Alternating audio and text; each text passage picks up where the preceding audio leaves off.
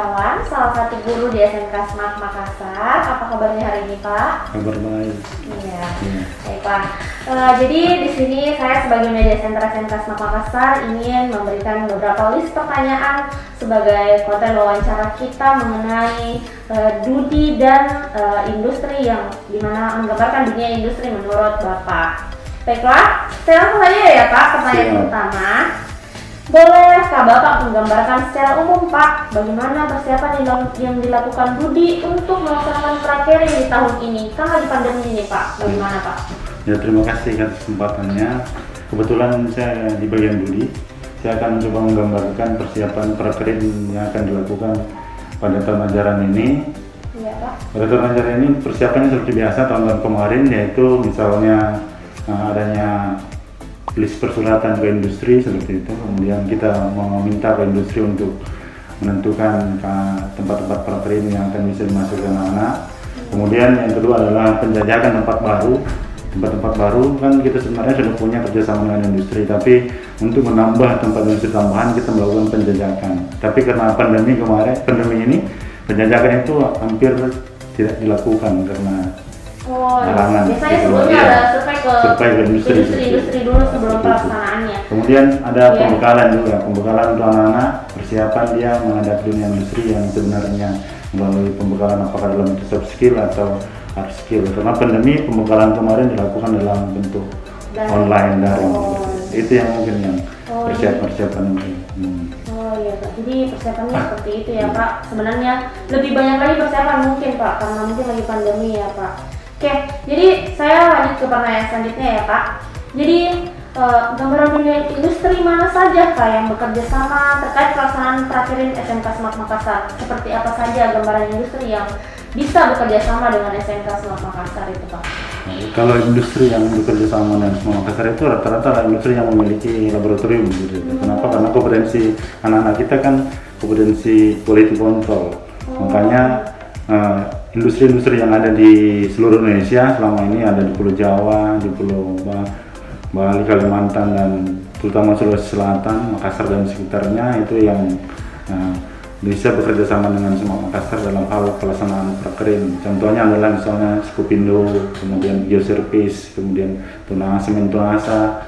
Kalau di luar itu ada industri lain seperti Adaro dan sebagainya seperti itu. Jadi di mana industri yang punya laboratorium ya Pak, karena merujuk ke sekolah analis SMK Smart Makassar itu sendiri.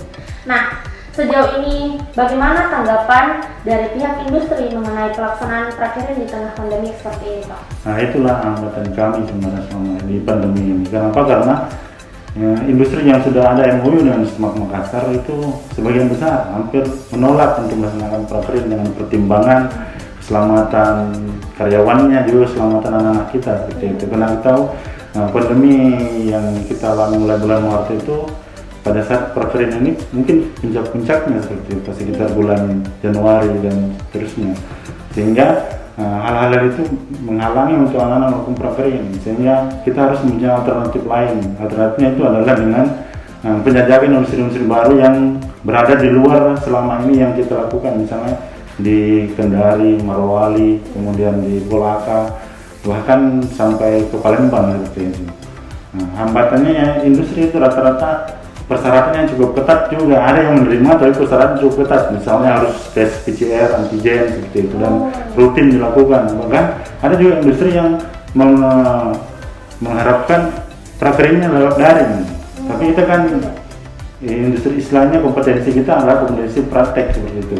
Jadinya kalau daring itu sangat tidak relevan dengan, kalau mungkin komunikasi atau komputer mungkin bisa daring. Kalau kita kan praktek aplikasi seperti itu, sehingga untuk daring itu sangat tidak memungkinkan sebenarnya.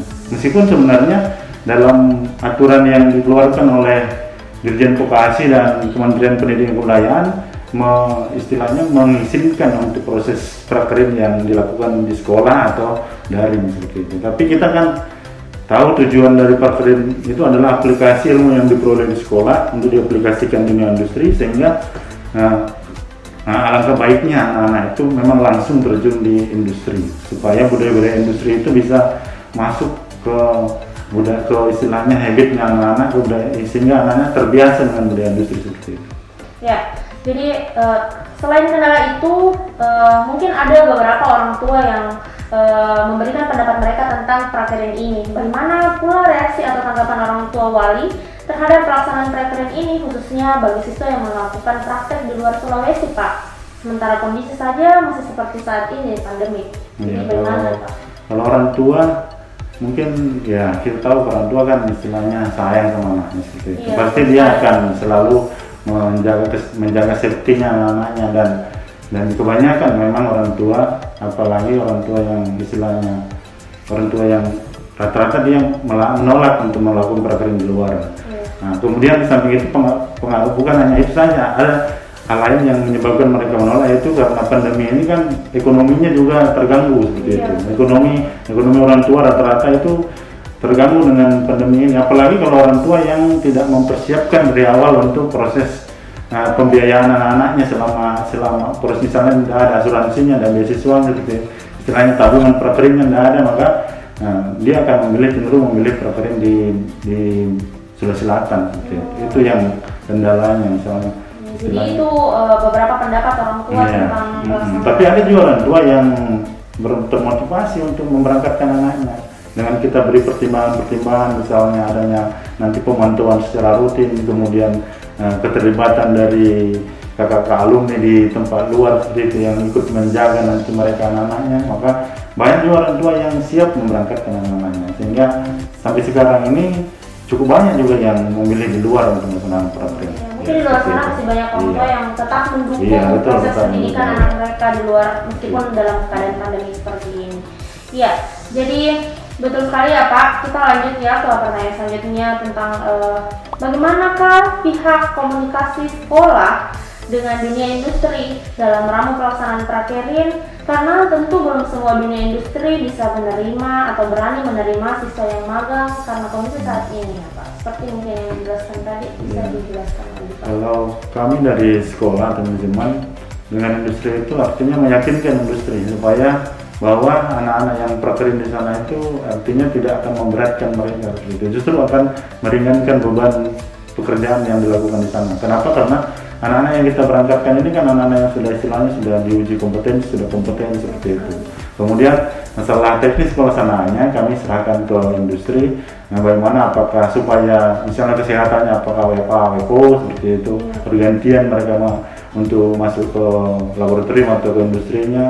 Kemudian juga pada saat mau berangkat seperti biasa kan ada tes antigen, atau setelah itu kemudian di industri juga ada industri yang rutin melakukan setiap bulan antigen dan PCR seperti itu. Itu yang kemudian jaringan IK alumni juga yang ada di, kebetulan industri-industri yang dimasuki anak-anak itu rata-rata adalah ada alumni yang di sana, sehingga alumni itu bisa juga meyakinkan manajemen industrinya untuk menerima anak-anak prakerja di sana seperti itu. Itu yang selama ini kita manfaatkan industri alumni itu untuk mencari industri baru, sehingga proses prakerja pada tahun ini bisa berjalan seperti tahun-tahun sebelumnya meskipun dalam masa pandemi.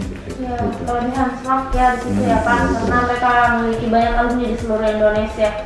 Nah, mungkin karena proses prakerja dari tahun-tahun sebelumnya berbeda dengan tahun 2020 kemarin atau 2021 pemberangkatan 2021 ini, harapan terbesar dari pihak sekolah terkait pelaksanaan prakerja ini di masa pandemi seperti ini Pak.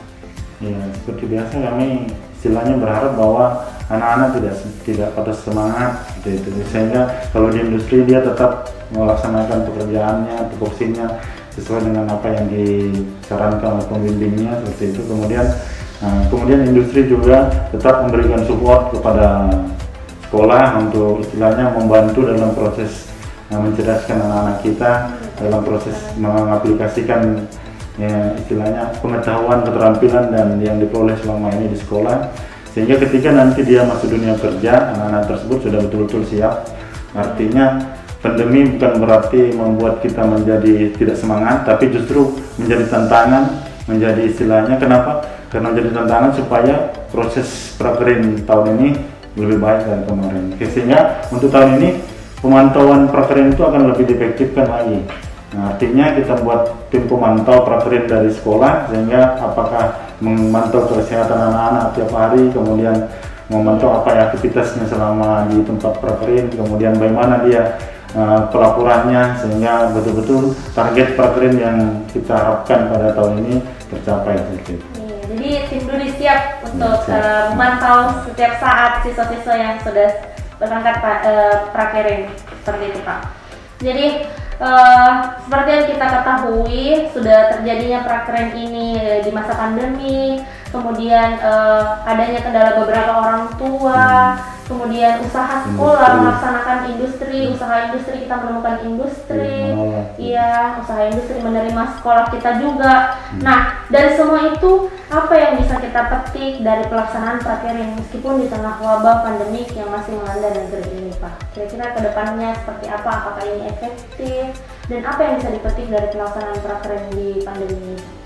Nah, hikmah terbesar dari prakerin di masa pandemi ini adalah kita bisa menemukan atau istilahnya artinya ada industri baru yang selama ini tidak maksimal tergarap. Nah, kita bisa temukan itu misalnya di daerah-daerah Sulawesi Tenggara seperti itu, Konawe, kemudian daerah Morowali seperti itu. Selama ini kita selalu berfokus pada Jawa dan Kalimantan. Nah, dengan adanya pandemi ini, industri yang di sebagian Jawa itu kan kebetulan kemarin kan PSBB di sana.